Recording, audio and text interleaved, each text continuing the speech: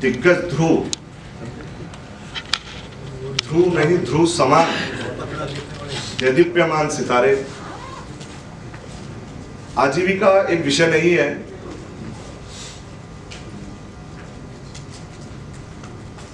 हमें चुना गया है भौतिक जीवन में कर्मों के फलों को किस प्रकार निष्फल किया जाए और भविष्य को वर्तमान के द्वारा संवारा जाए। भूतकाल में जाने अनजाने में जो भी कर्म के रूप में हमसे गलतियां हुई, किसी भी लोभ में, मोह में, किसी भी अहंकार में, लेकिन जब हमारे पास कोई आता है, एक व्यक्ति की ये समस्या सुने तो लगता है कि मृत्यु लोग वास्तव में बहुत ज्यादा आतंकित है, बहुत ज्यादा दुखित है, और यही दुखित और यही वेदना लेके नारद जी भगवान विष्णु के पास गए थे और उसके बाद सत्यनारायण भगवान का प्राकट्य हुआ। और सत्यनारायण कथा हम आज भी करते हैं हर पूर्णिमा को, इसी पीड़ा को लेके गए थे। तो आप सोचिए कि एक जनमानस, एक जीव, एक जातक जब हमारे पास आता है तो उसके मन में आपके प्रति क्या छवि होती होगी। हम चमत्कार, जादू, मदारी का खेल दिखाने के लिए नहीं आए हैं पृथ्वी पे। सामने वाले जातक को समझने से पहले स्वयं की भूमिका का निर्धारण करना पड़ता है कि मैं क्या करने आया हूं। बात चल रही थी इष्ट की, इसमें एक शब्द और जोड़ता हूं, आशा है आप सब सहमत होंगे, वो है गुरु। इष्ट को बिना गुरु के सशक्त कर लेना या मना लेना मुझे थोड़ा शंकालु लगता है। जीवन में हम इस भाषा पर आ गए हैं कि मैंने गुरु बना लिया, मैंने गुरु बनाया। अरे हमारी इतनी पावर, हमारी इतनी चेतना कि मैंने गुरु को बनाया, तो फिर मुझे गुरु क्या बनाएगा? मुझे गुरु क्या बनाएगा? अगर मैंने ही गुरु को बनाया है, मैंने ही माँ बाप को बनाया है, विडंबना है कि मैंने गुरु बना लिया और आज नहीं तो कल बदल लिया। लेकिन उसमें नहीं जाऊंगा, विषयांतर्गत हो जाएगा। ज्योतिष की ही बात करूंगा। नेत्र हैं वेदों के, ग्रह यत पिंडे तत् ब्रह्मांडे, जो ब्रह्मांड में है वो इस पिंड में है। पंच महाभूत की बात हो रही थी, दोबारा नहीं करूंगा। तो सिर्फ शरीर का सुख मिला ना, अगर हमने पंच तत्व को बैलेंस कर दिया तो हमें शरीर को ही तो सुख मिला, आत्मा का क्या? बात कर रहे थे देहांत की, अंत देह का होता है, आत्मा का नहीं। कर्म देह को भोगने पड़ते हैं, आत्मा को नहीं। तो जब जातक आपके पास आता है, तो मैं वापिस जन्म पत्री पे आता हूं साहब, तो हम क्या देखते हैं कि ये किसके रेफरेंस से आया है और उसने मुझे कितने दिए थे, दान दक्षिणा सम्मान, या कितने कस्टमर। हम जातक को कस्टमर बोलने लग गए हैं, माफ कीजिएगा, मंच पे ऐसे शब्द शोभा नहीं देते, लेकिन ये पीड़ा है। तो हमें जातक का क्या देखना है? आज कि वो आज कर्ज में आ गया, क्या आज कि उसका वैवाहिक संबंध खराब चल रहा है, क्या आज कि उसके प्रॉपर्टी के विवाद चल रहे हैं? नहीं, हमें उसके कर्म फल के जो प्रारब्ध हैं, जब तक हम उनका उपाय नहीं कराएंगे तब तक वो बार बार आपके पास आएगा, बार बार आएगा और उसका विश्वास डगमगा जाएगा। वो कहेगा ज्योतिष ठग विद्या है। क्यों कहेगा? ये कारण है कि हम उसके प्रारब्ध के उपाय नहीं करा रहे हैं, हम उसके ऋणों से उसको मुक्त नहीं करा रहे हैं, हम उसे इस दुनिया में भोग के लिए फिर छोड़ देते हैं और हम ग्रहों की बात करके उसे सांत्वना देते हैं कि आज नहीं, इतनी तारीख के बीच में इतनी तारीख तक ऐसा हो जाएगा वैसा हो जाएगा। आधे से ज्यादा ज्योतिष के जो मेरे पास आते हैं, दिग्गज के नाम नहीं लूंगा, लाखों रुपए हवन पूजा तंत्र मंत्र करके आते हैं, उसके बाद भी काम नहीं हुआ। चाहे मंगल देख लिया, चाहे शनि देख लिया, लेकिन मैंने तो एक ही चीज देखा कि इस जातक का ऋण क्या है जो गुरु कृपा से मुझे मिला। वो आध्यात्म जीवन से आ सकता है, कोई वास्तु यंत्र, कोई मशीन उसके ऋणों को नहीं माप सकती साहब। उसका ऑरा साइंस आप मशीन से चेक कर सकते हो कि नकारात्मक है सकारात्मक है, लेकिन आप उसका कोई उपाय नहीं करा सकते, क्योंकि उपाय तो सिर्फ साइंस के हैं कि आपको बुखार है, बुखार किसी इन्फेक्शन की वजह से है और उसका उपाय करा दिया जाए तो वो समय के अनुकूल धीरे धीरे नष्ट हो जाता है। लेकिन कर्मफल नष्ट होते हैं, मैं आपसे पूछता हूं बताएं। लेकिन कर्मफल जिस प्रकार, एक छोटी सी बात कि हम अग्रिम जमानत लेते हैं, हम अग्रिम टैक्स जमा करते हैं, इसी प्रकार से हम ग्रहों का अग्रिम, अगर कोई हमें गुरु मिल गया है, कोई भविष्यवेत्ता मिल गया है, तो वो हमें ये डायरेक्शन दे देता है कि ये तुम्हारे ऋण है और इस तरीके से ये तुम्हें चुकाने ही पड़ेंगे। उनकी कोई वैल्यू नहीं होती कि साहब 1 करोड़ रुपया लगेगा चुकाने के लिए ना। एक बहुत छोटे से उदाहरण से कि एक भूखे को भोजन कराना है, देते हैं हम लोग उपाय, सहमत होंगे आप लोग। तो भूखा कौन? ब्राह्मण। ब्राह्मण कभी भूखा नहीं होता, सुदामा को देखो, भूखा था क्या वो? नहीं साहब। भूखा कौन? भिखारी, भिक्षु? नहीं। तो क्या चींटी भूखी नहीं होती? पेड़ पौधे भूखे नहीं होते? उनको जल खाद नहीं चाहिए होता? आपको 1 करोड़ रुपया लगा के भंडारे कराने की जरूरत कहां आ रही है साहब? भूखे को भोजन कराने का उपाय करना, साहब मैं कहां जाऊं? जयपुर जैसे, दिल्ली जैसे महानगर के अंदर तो भिखारी भिक्षुक मिलते ही नहीं है साहब। और ब्राह्मण जो है वो साहब 5 स्टार होटल की तरह बात करते हैं साहब। वो गाड़ी में आएंगे, आने जाने का खर्चा चाहिए, मेरी तो हैसियत नहीं है, तो क्या उसका ऋण नहीं चुकेगा? क्या वो 184 में ऐसे ही घूमता रहेगा? तो हमारी जिम्मेदारी क्या है? हम कहते हैं भूखे को तो उसे ये समझाना भी पड़ेगा कि भूखा कौन, ताकि वो ठगा ना जाए। पंडित जी को बुलाने गया कि साहब मेरे घर आना, मैंने सत्यनारायण का कथा का व्रत रखा है और मेरे यहाँ प्रसादी पाना। अब वो पंडित जी तो कहते साहब मैं तो इससे कम तो जाता नहीं हूं और इससे कम खाता नहीं हूं। तो क्या उसके कर्मफल नहीं काटोगे आप? उसको यह भी बताना पड़ेगा कि भूखा कौन, गुप्त रूप से वहां करते ही पल में प्रलय होगी, ये गारंटी है। पल में प्रलय होगी, कर्मफल कट जाएंगे। चेतना जागृत, गुरु मिल गया, प्रलय होगी।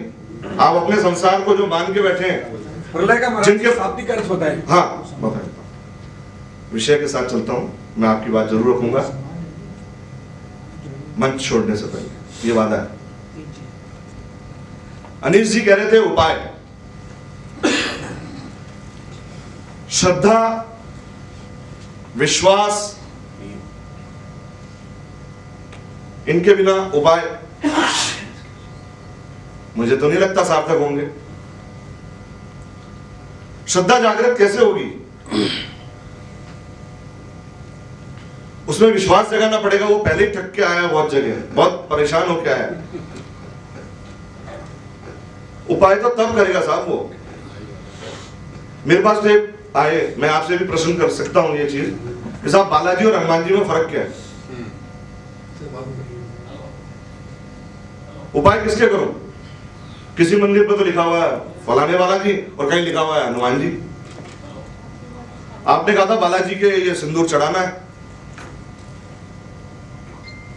तो उसे समझाना पड़ेगा कि बालाजी कौन और हनुमान जी कौन। ये अध्यात्म का विषय है साहब। बिल्कुल सही। माफी चाहूंगा, किसी के भी हृदय अंतर्मन में कोई भी दुविधा हो जाए, मेरे शब्दों पे ना जाए, मेरे भाव पे जाए, कटुता आ सकती है, लेकिन जब तक आपको ये ना पता है बताने वाले को, राह बताने वाले का, वो कैसे संभव है कि उसके कष्ट हट जाएगा। एक निवेदन है सर, हुक्म।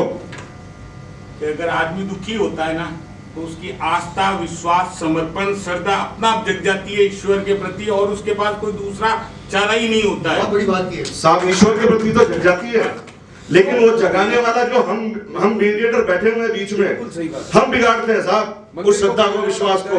हम अपने निहित स्वार्थ के लिए, मंदिर को बुझाने वाला पुजारी होता है। मैं कहता हूं सही कह रहे हैं। आप बैठ जाओ जंगल में, किसी पेड़ के नीचे बन जाओ बुद्ध, ना वो बोधि वृक्ष पूज जाए। आज जाती है गया में, क्या पीपल और कहीं नहीं है?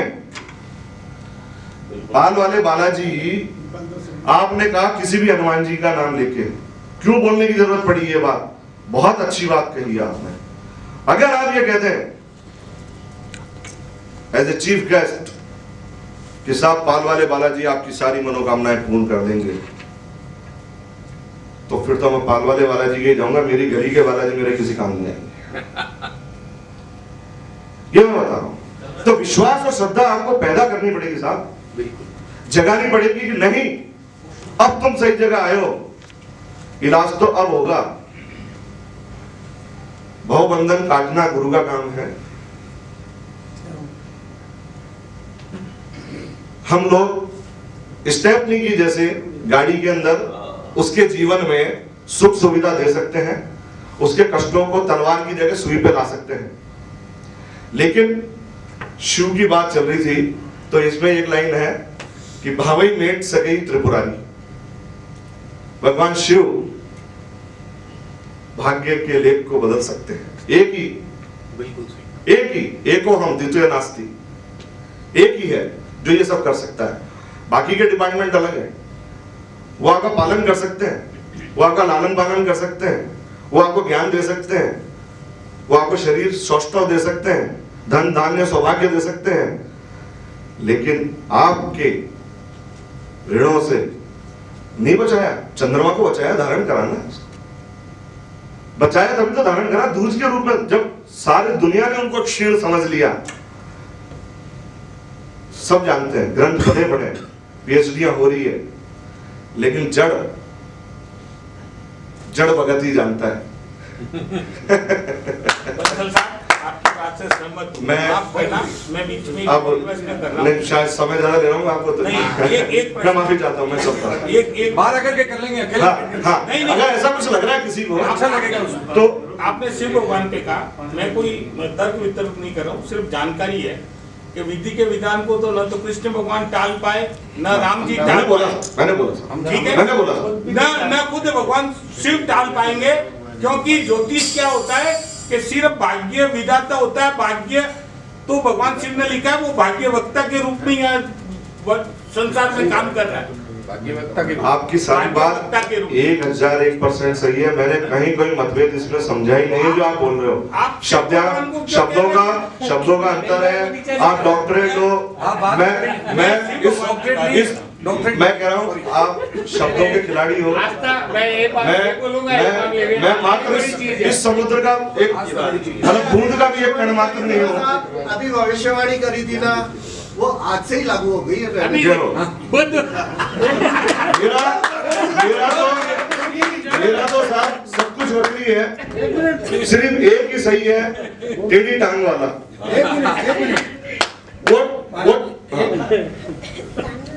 जब तक हम समस्या को समझेंगे नहीं तब तक उपाय क्या था? क्या करेंगे? हम समझेंगे, हमें पता ही नहीं है बीमारी क्या है, हम कहते हैं पीसीएम ले लो, टेबलेट, टेम्परेचर ठीक हो जाएगा। क्यों टेम्परेचर आया? वो इन्फेक्शन की वजह से टेम्परेचर आता है साहब। बुखार अपने आप में कोई दवाई वो बीमारी नहीं है।